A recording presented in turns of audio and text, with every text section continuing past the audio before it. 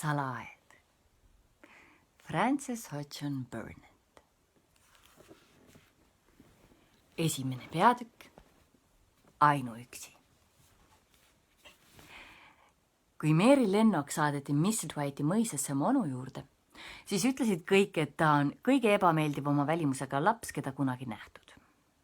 Ja see oli ka tõsi.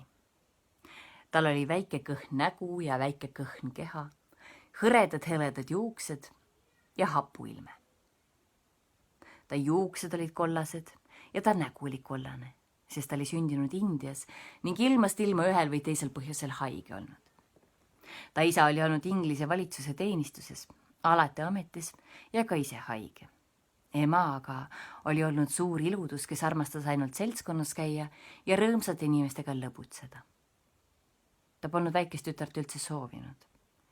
Ja kui Mary sündis, palgati tema jaoks Aia.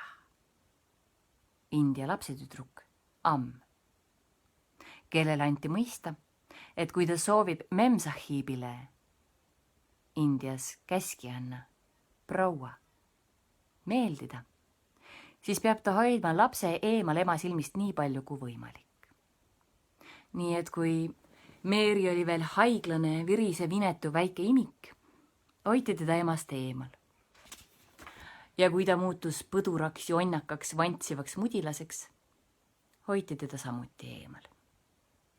Laps ei mäletanud, et ta oleks kunagi näinud midagi muud lähedast kui tumedanäolisi pärismaalasest teenijaid ja oma hoidjaid. Ja kuna viimased alati tema sõna kuulasid ja igas asjas talle järele andsid, sest Memsahib oleks vihastanud, kui lapse kisa oleks teda häirinud, siis oli Mary 6-aastaselt selline türannlik ja isekas jonnipulk, millist harva leida. Noor inglise kooliõpetajanna, kes oli tulnud õpetama talle lugemist ja kirjutamist, vihkas teda niivõrd, et lahkus kohalt 3 kuu pärast. Ning teised õpetajannad, kes tulid tema asemele, lahkusid veel lühema aja pärast. Kui Mary ise poleks tõsiselt teada soovinud, kuidas raamatuid lugeda, siis poleks ta kunagi tähti selgeks saanud. Ühel eriti palaval hommikul, kui Mary oli umbes 9-aastane, ärkas ta väga pahas tujus ning muutus veelgi pahuramaks, kui märkas, et teenija, kes seisis ta voodi kõrval, polnud mitte Aiah. Miks sina tulid? Küsis ta võõralt naiselt. Ma ei taha, et sina siin oled. Saada mulle Aiah. Naine vaatas hirmunult ning kogeles, et Aiah ei saa tulla. Ning kui Mary sattus marru ja lõi ning tõukas teda, näis naine olevat veel rohkem hirmul ja kordas, et hoidjal pole võimalik Mrs. Sahibi Preili juurde tulla. Midagi saladuslikku oli õhus sel hommikul. Midagi ei tehtud harilikus korras ning mõningad pärismaalastest teenijad näisid puuduvat, kuna need, keda Mary nägi, hiilisid või tormasid ringi tuhakarva ja ehmunud nägudega. Ent keegi ei tahtnud talle midagi öelda ja Aiah ei tulnud.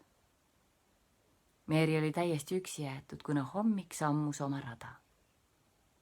Lõpuks läks ta välja aeda ning hakkas omaette mängima veranda lähedal puu all. Ta tegi mängud lillepeenart, torgates suuri sarlakpunaseid hibiskõisi tillukestesse mullakuhilatesse. Ise aga muutus seejuures üha vihasemaks ning pomises endamisi nimesid, kuidas ta nimetaks Seidit ja sõnu, mida ta ütles, kui Seidi tagasi tuleks. Siga, sea tütar, ütles ta, sest pärismaalast seaks nimetada on kõige suurem teotus. Hambaid kiristades kordas ta seda ikka ja jälle, kuni kuulis, et ema tuleb kellegagi verandale. Emaga oli kaasas heleda juuksline noormees ning nad rääkisid isekeskist tasasel kummalisel toonil. Mary tundis seda noormeest, seda kena noormeest, kes nägi välja nagu poisike. Ta oli kuulnud, et see on keegi väga noor ohvitser, kes oli äsja Inglismaalt saabunud.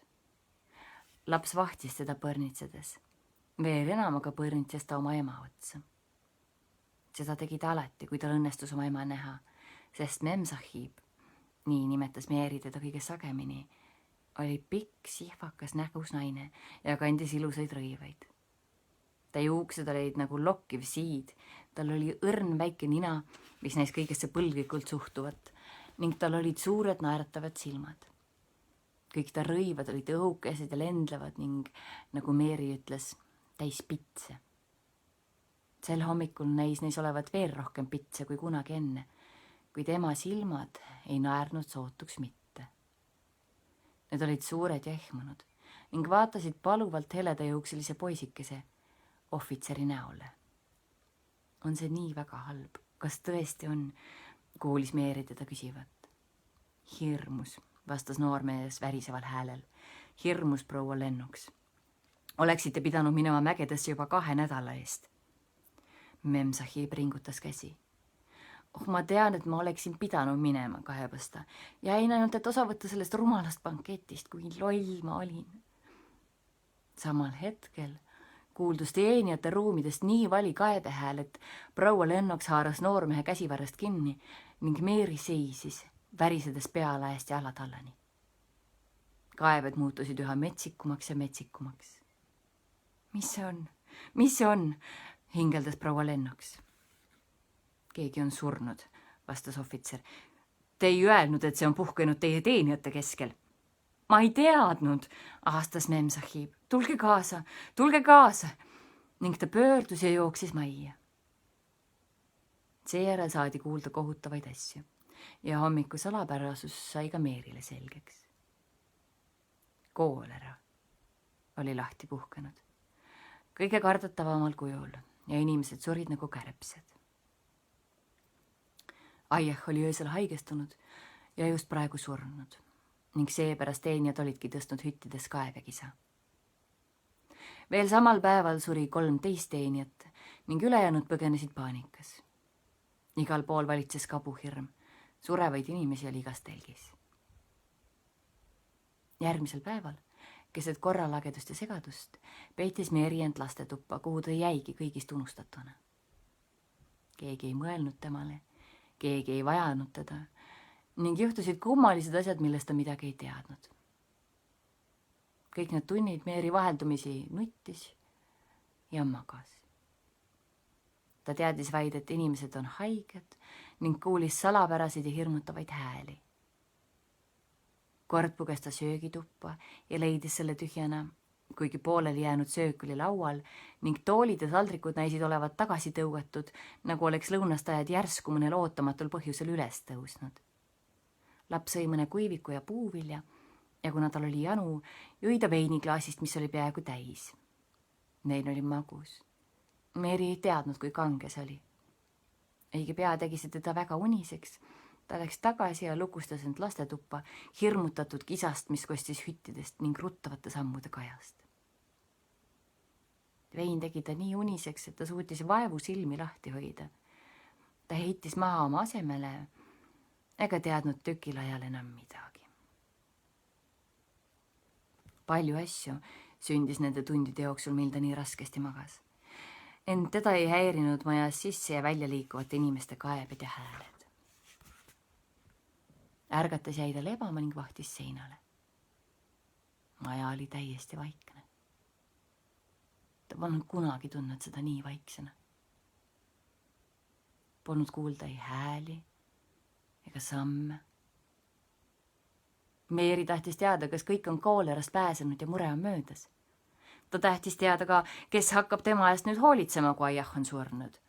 Küllap vist uus Aiah ja võib-olla ta kuuleb uusi lugusid, sest Meeri oli vanadest kaunist tüdinud.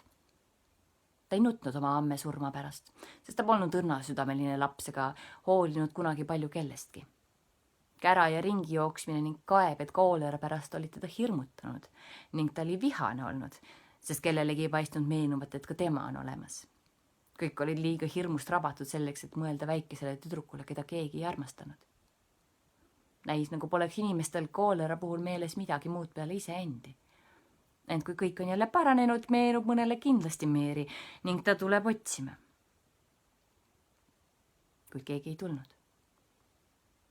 Ning Meeri lebas ja ootas.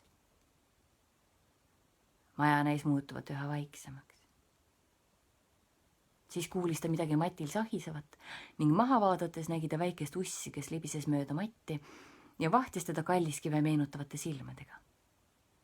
Meeri ei kohkunud, sest see oli kahjutu väike olend, kes ei võinud talle viga teha ning tal näis olevat rutt toast pääseda. sellel, kui Meeri teda vaatas, libises ta ukse alla. Kui veider ja vaikne on kõik, sõnas Meeri. Näib, nagu poleks majas kedagi peale minu ja ussi. Ent järgmisel minutil kuulis ta samme õues ja siis verandal. Need olid meeste sammud ning mehed astusid majja, rääkides tasasel häälel. Keegi ei läinud neile vastu ega rääkinud nendega. Paistis, nagu avaksid nad uksi ja vaataksid tubadesse.